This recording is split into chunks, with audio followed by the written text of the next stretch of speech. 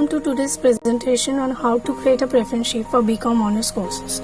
We will be discussing 4 key tips to help you make an informed decision on the courses you want to study.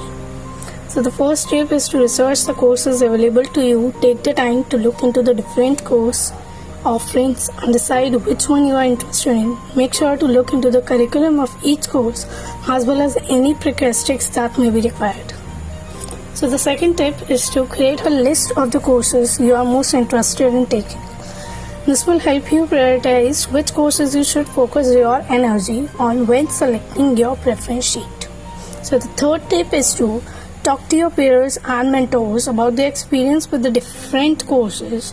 This can help you get a better understanding of what you can expect from each course and make an informed decision. So finally, the fourth tip is to create a timeline for when you intend to make the course.